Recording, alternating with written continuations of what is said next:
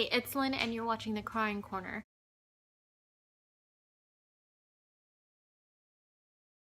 I'm not a professional, I'm not a doctor, I'm not a psychologist, I'm not a psychiatrist. I am just speaking from my personal experience. Okay. I want to say that I really realized it when I was 20 or 21. I was on my way to my personal shopping job early in the morning before the sun came up, and I noticed that the light is really blurry and just looks really wrong to me. There's like an alarm going off in my head that's saying that there's something wrong with me. I'm sick, I'm losing my vision's going blurry, and then my heart starts to race and I think to myself, I'm having a heart attack. But obviously I'm here now, so that's not what was happening. So I pull my car over to the side of the road and I park because I feel like I'm literally dying. And I call my dad. He says, well, there's probably just condensation on your windshield or on the stoplight, or, you know, there's a logical explanation. So more and more I start to notice these little moments where I'm feeling like my chest is tightening and I feel like I'm not well. I realized that there was something wrong. Yeah, that's what I'm going to be talking to you guys about today.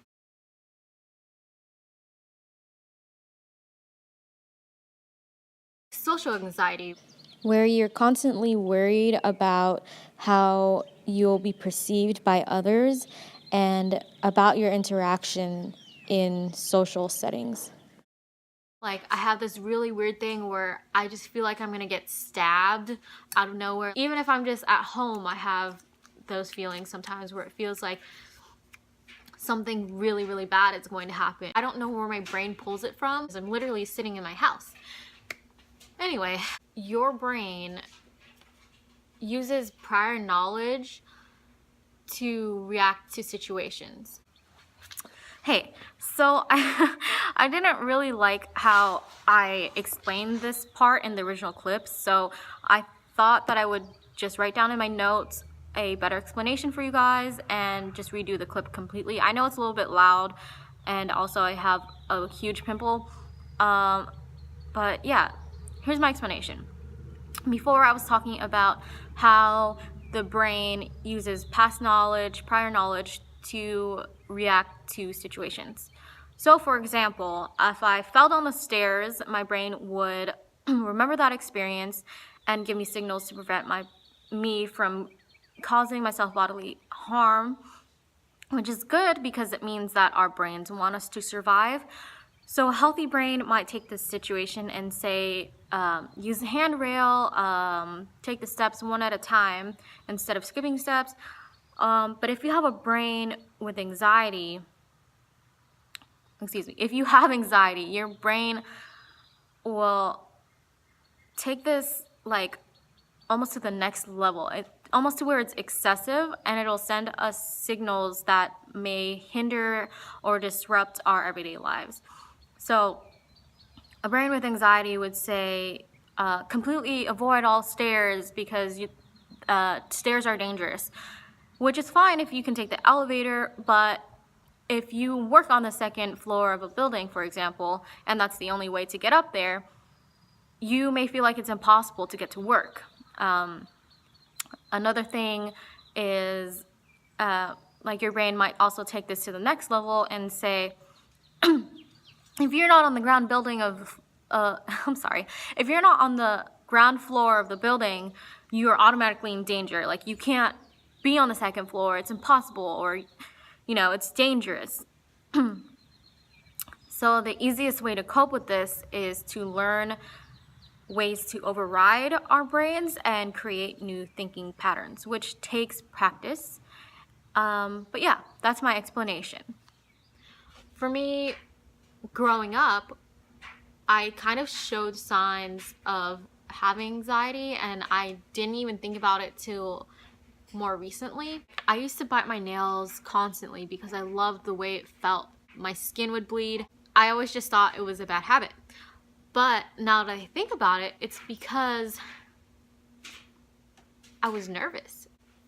I hope that some of this so far has been helpful to at least recognize that maybe you do have anxiety, or maybe reassure you that you don't have anxiety. I'm gonna talk about what helped me and what helps me now.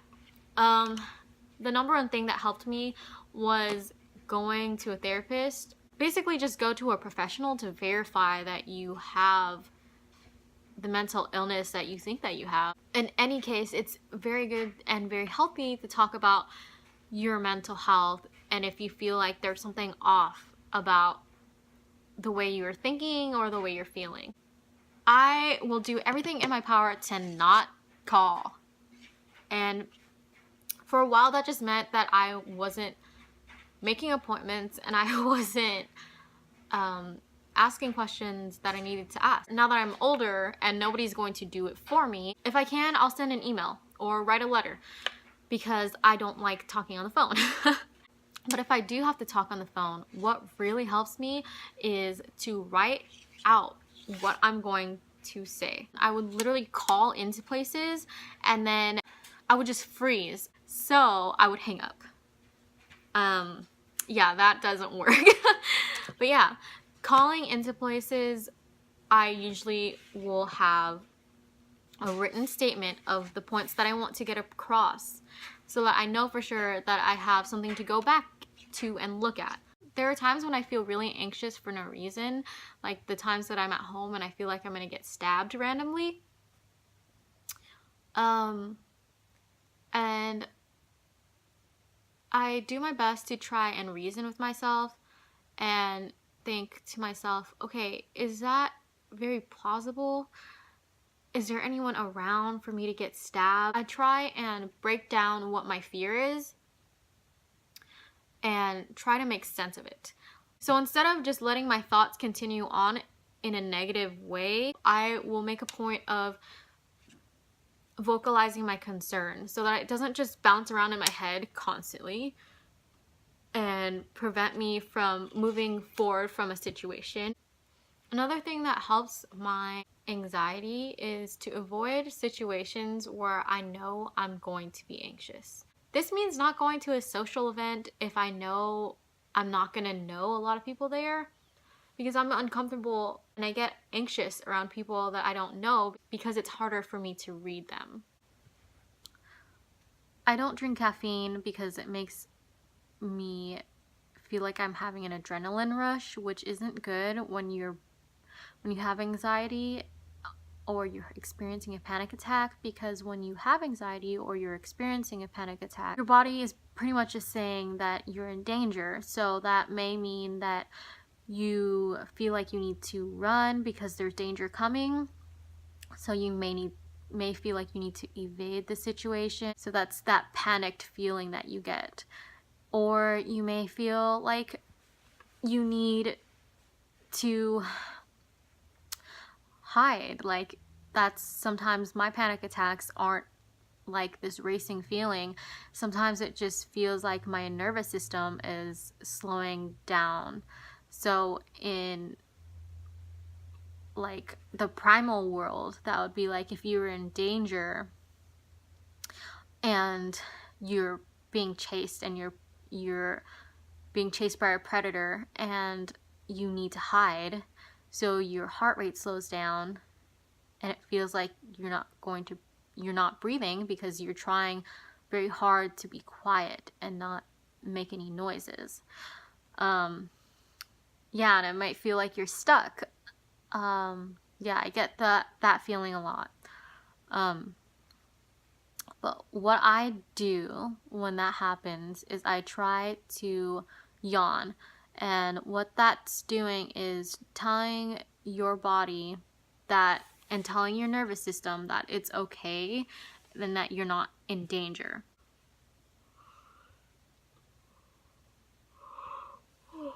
So what I do to try and get myself to yawn is I take deep breaths, slow and controlled deep breaths, kind of like this.